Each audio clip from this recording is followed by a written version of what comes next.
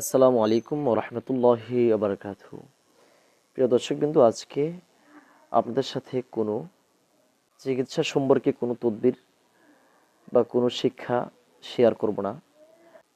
আজকে শেয়ার করব একটি জিনকে তাড়ানোর সময় যা যা ঘটেছিল। গত দুদিন আগে আমি একটি রোগী দেখতেছিলাম। রোগীটির শরীরে জিন হাজির হয় না, শরীরে আসে না। পরবর্তীতে তার অন্তর্চক্ষু খুলে চিকিৎসা শুরু করি। চিকিৎসা শুরু করার পর রোগী দেখতে পারে তার সামনে একটি কঙ্কাল দাঁড়িয়ে আছে। রোগী কিন্তু দেখতে পারছে। যারা আসলে কবিরাজি করে কোরআন এবং হাদিস দ্বারা, তারা কিন্তু বিশ্বাস করে যে না, হ্যাঁ আসলে দেখা যায়। কিন্তু আসলে যারা সাধারণ মানুষ, তারা অনেকে আছে আমার এই কথাগুলো বিশ্বাস করবে না হয়তো। বিশ্বাস না করলেও এটা সত্য কথা যে রোগীর চোখের সামনে এইসব জিনিসগুলো দেখা যায়। যে জিনিসগুলো দিয়ে জাদু করা হয়েছে কিংবা যে জিনটা রোগীকে কষ্ট দিচ্ছে, সে জিনটা রোগীর চোখের সামনে রোগী একেবারে স্পষ্ট দেখতে পারে। এখানে ওই রোগীটা দেখতে পারছে তার সামনে একটি কঙ্কাল দাঁড়িয়ে আছে কোনো একটি নদীর ঘাটে। নদীর মধ্যে একটি নৌকা রয়েছে, নৌকাটির উপরে এই কঙ্কালটি দাঁড়িয়ে আছে। এরপর আমি বারবার ওই জিনকে কথা বলার জন্য বলছি, জিন কথা বলছে না।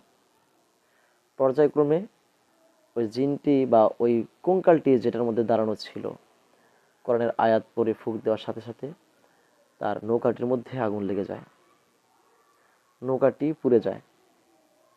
রোগী বলতেছে যে হুজুর, আমি এটা ডাইরেক্ট দেখতে পারছি। আপনি যে কোরআনের আয়াত পড়ে ফুৎকার দিচ্ছেন, ফুঁক দেওয়ার সাথে সাথে নৌকাটির মধ্যে আগুন লেগে নৌকা শেষ।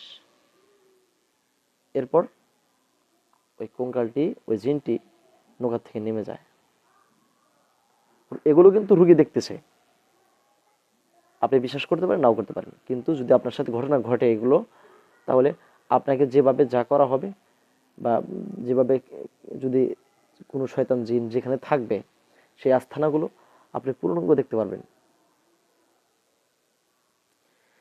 তো পর্যায়ক্রমে ওইখান থেকে সে নেমে গেল। নেমে সে চলে গেল একটি প্রাসাদের কাছে। সেখানে ভিতরে একটি আসন রয়েছে। ওই জিনটি সে আসনের ভিতরে প্রবেশ করলো। রোগী দেখতেছে, রোগী যে ওই আসনের মধ্যে একটি মহিলা বসে আছে, মাথার মধ্যে সিঁদুর দেওয়া একটি মহিলা বসে আছে। আর তার সাইড দিয়ে লাফাচ্ছে, দৌড়াচ্ছে ছোট ছোট শয়তানগুলো, ছোট ছোট জিনগুলো। এগুলো দেখতে কঙ্কালের মতো। রোগী এই কথা বলতেছে। আমি এ পাশ থেকে ফুক ফুক দিচ্ছি, আর ওগুলো জ্বলে যাচ্ছে।